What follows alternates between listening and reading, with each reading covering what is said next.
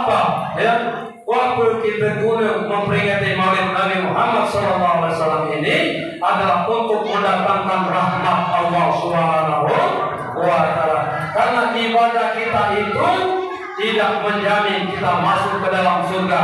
Bahkan Nabi mengatakan, la yudkhilul jannah ahadukum, tidaklah kalian masuk surga karena amalan kalian.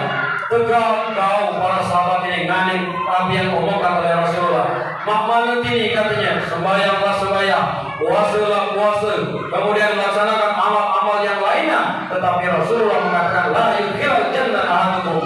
Wala anta ya Rasulullah, apakah engkau juga ya Rasulullah? Wala ana amalkum kubul, tidak yang menjamin untuk masuk ke dalam surganya Allah Subhanahu. Bayangkan ibu sekalian, amal-amal Nabi dia tandingannya, tetapi tidak menjamin masuk ke dalam surganya Allah Subhanahu wa Ta'ala illa rahmatan minallah, terkecuali rahmat Allah Subhanahu wa Ta'ala. Juga kita kali-kali kehidupan kita, mana kita nak beli surga, amal ibadah kita kadang-kadang jauh panggang daripada api. Mulai dari ilmu pengetahuannya, mulai dari pelaksanaannya, umur berapa kita kalau ibadah, khusyuk aku tidak, kadang dapat kadang tidak, itu tidak cukup untuk membeli surganya Allah Subhanahu wa Ta'ala. Maka salah satunya untuk kita masuk ke dalam surganya Allah, kita datangkan rahmat melalui peringatan Maulid Nabi Muhammad sallallahu alaihi. Karena di setiap ibadah kita baik hablum minallah maupun hablum minannas itu tujuannya adalah untuk mengundang rahmat Allah. Salat Rabbi firli warham, mengundang rahmat Allah. Ditutup dengan assalamualaikum warahmatullah, mengundang rahmat Allah. Tidak hanya itu, kita mintakan untuk mengundang rahmat Allah. Allahumma fir, ya Allah ampuni aku. Allahumma firli wali walidayya warham rumah, untuk kedua orang tua kita. Tidak cukup itu juga, kita mengundang rahmat orang-orang yang telah meninggal dunia, saudara-saudara kita. Allahumma fir laha warham. Amalan betul. Allahumma fir laha, lama betul. Sambung baik berarti kita akan Allah. Allahumma fir lahu warham. Lama betul. Kalau banci, ada tidak? Kamu banci. Dan beliau huha apa? Kemudian apalagi kita baca Quran untuk mendatangkan rahmat Allah juga. Inilah doa. Anak-anak apa doa? Baca Quran? Ya sama-sama. Anak-anak. Allahumma rahmna bil Quran.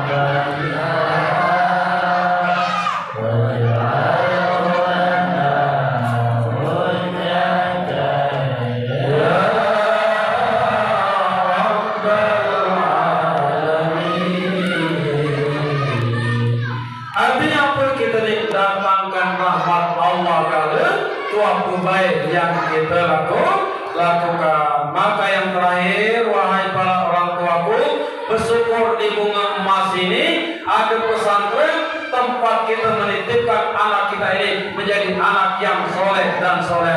Nikmat yang terbesar kita ditunjuk oleh Allah, yaitu keturunan zuriat. Nabi Ibrahim itu 86 tahun.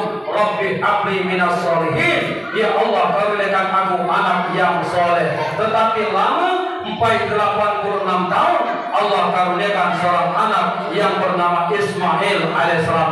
Kita satu keluarga lancar, ada kemerician 3, 4, 5, 6, 7, 8. Celaka kita kalau tidak kita jadikan tabungan bagi anak-anak kita tadi menjadi anak yang soleh dan soleha.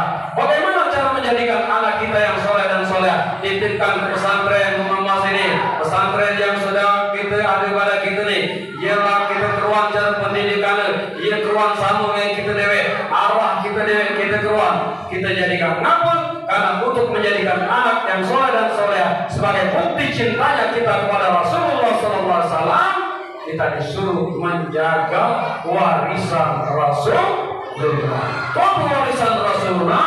Al-Quran dan hadis Rasulullah SAW. Ketika kita berpegang teguh kepada Al-Quran dan hadis Rasulullah SAW, maka selamatlah kita di dunia wal akhirah. Maka jadilah kita orang tua yang memberikan contoh. Kata Rasulullah, kulun nasi anfa'u linnas, sebaik-baik manusia bermanfaat bagi manusia yang lainnya. Kalau kita tahu bermanfaat bagi luar daripada rumah kita, minimal kita sebagai orang tua menjadi orang yang kebanggaan bagi anak cucu dan keturunan kita. Maka untuk menjaga Al-Quran, belajar membaca Al-Quran. Ustaz, aku belum baca Quran. Belajar. Dek, beliau kata terlambat. Maluan lupa sebagai akhir daripada ceramah ini. Kalau kita tahu baca Quran dengan orang-orang yang kurang, itu, ada dia buta. Pernah nonton dia di YouTube. Ada nek buta bahkan tidak bisa berjalan, tetapi mereka pandai membaca Al-Quran, pandai pula dengan iramanya, pandai pula dengan tajwidnya. Sementara itu kita gedang, suap pampang teguh pelit mulut betong kosong kaget bila makan gedang, awak pandak berseridak makan garam pegawai lidah. Dia tahu baca Quran. Alangkah maluan kita, awak pandak berseridak pergi ke sawah mutih cabai, makan garam pegawai lidah salah suap daripada dahi. Dek, bermanfaat artinya kita bagi anak cucu dan keturunan kita. Contohkan, ajak baca Quran. Langsung dia tahu baca Quran, belajar. Dekat apa? Yang penting belajar. Apa kita dia tahu baca Quran, bagaimana kita nak menjaga warisan Rasulullah. Aku galak dajung ngaji, dajung ngaji di rumah di masa dekat. Masya Allah Pak, ini banyak kejadian. Mengaku beriman kepada Allah, supaya nak baca Quran. Seharusnya usuk baca Quran tadi dibuka. Ini Quran dari beliau. Acara jadi sedekah besar, Quran diterintah. Cakal ke rumah sana di beliau, cakal ke rumah sana di beliau, cakal ke rumah sana di beliau. Akhirnya sampai di masjid, Masya Allah, mana itu? Ngaku agama Islam. Jangan numpang sembahyang, bercakap dulu, nggak kita udah, aku cakap ini. Masalah itu dulu. Satu udem kami nikah, mahar isan di laki itu simpel. Entah di mana ibadah kembali lagi. Nah ini berat. Mana kita nak jadi contoh bagi anak cucu dan keturunan kita. Maka ajarkan, titipkan anak-anak kita belajar dulu. Orang tua yang baik itu bukan ngajak. Masjid ini penuh, kita ngajak. Palana kita ke masjid, Maka dia banyak kalau dalam sambutan Pak Kapolsek mewakili, Pak Bupati atau yang mewakili, Pak Camat atau yang mewakili, Pak Kapolsek atau yang mewakili, terakhir anak-anak atau yang mewakili. Inilah lagi banyak anak-anak daripada yang betul ini, lagi wakil kali. Nah ini dilengkap kurang sempurna. Mak ibarat pantun itu melengkung pisang di balik keluarga, dia dilengkung pisang sabu. Anak sembahyang ndong bapang ini asal ngupi kurang bulu. Jadi dia cucuk artinya gitu tadi. Nah inilah yang dapat saya sampaikan pada kesempatan malam hari ini. Mengakhiri daripada tausiah ini, mari kita bersama-sama berselawat kepada Rasulullah SAW. Mudah-mudahan salawat pada malam hari ini mengantarkan kita kepada Rasulullah SAW yang akan menjadi bukti syafaat kita akhir nanti kita tidak malu mengaku umat Nabi Muhammad Sallallahu Alaihi Wasallam. Saya doakan kita semuanya pada malam hari ini nanti dimasukkan oleh Allah Subhanahu Wa Taala ke dalam surganya Allah Subhanahu Wa Taala. Amin ya rabbal alamin. Untuk itu mari sama-sama kita tutup dengan bersolawat semoga kepada anak-anak kita solawat tibil qulub. Apa nak? Solawat tibil qulub apa nak? Nah, ya, silakan pakai kendang. Maka bau lantak bau kering. Maka serunya cak 2 kali kamu. Maka kita tuh ya. Sama-sama ya. Bagi mungkin ada yang sakit, ada yang kurang lemak badan, tempelkan sama hatinya kurang sehat, tanpa tangan. Karena tibil qulub ini ya untuk kesehatan. Ya. Di mana pada sakit niatkan untuk kesehatan kita dan kesejahteraan kita. Ya, 1, 2, 3.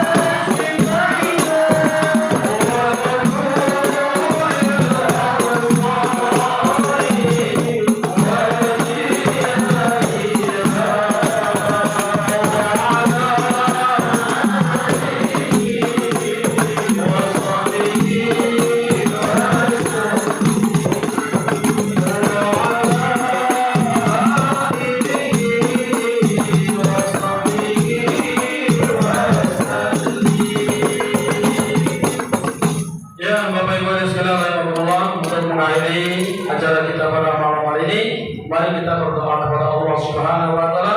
Mudah-mudahan apa yang kita hajatkan diterima dan diridhoi oleh Allah Subhanahu Wa Taala. Untuk itu mari kita awali dengan pembacaan suratul Fatihah. Ila hadratin Nabi Mustafa Muhammad Rasulullah sallallahu alaihi wasallam wa ala alihi wa sahbihi wa dzurriyyatihi wa lil mu'minina wal mu'minat kulluhum syai'ulillah lahumul Fatihah.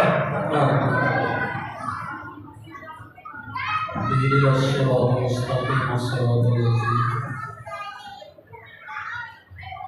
أعوذ بالله من الشيطان الرجيم بسم الله الرحمن الرحيم اللهم صل على سيدنا محمد وعلى آل سيدنا محمد اللهم صل على سيدنا محمد وعلى آل سيدنا محمد اللهم صل على سيدنا محمد وعلى آل سيدنا محمد الحمد لله رب العالمين اللهم صل على سيدنا محمد وعلى آل سيدنا محمد اللهم اغفر لنا ذنوبنا ولوالدينا وارحمهما كما ربيانا صغيرا ولجميع المؤمنين والمؤمنات والمسلمين والمسلمات الأحياء منكم والأموات إنك على كل شيء قدير اللهم يا مدبر دبر يا ميسر يسر يا مسهل سهل سهل أمورنا وبلغ مقاصدنا واقض حاجاتنا وسدد ديوننا ونور قلوبنا وصايا أجسادنا واصر صدورنا وارتقم مصرعاتنا وبارك أولادنا وأرزاقنا وعلومنا وكل ما أعطيتنا بفضلك ومنك يا أكرم الأكرمين ربنا آتنا في الدنيا حسنة hasanah wa fil akhirati hasanah wa qina adzabannar. Subhana rabbika rabbil izzati amma yasifun wassalamun alal mursalin walhamdulillahi rabbil alamin. Sekian, lebih kurang saya mohon maaf. Nanti untuk dokumentasi masjid ini akan saya upload mungkin sehari dua di channel YouTube Ustadz Effendi PGA. Jadi jangan lupa like, subscribe dan komennya. Yuk ini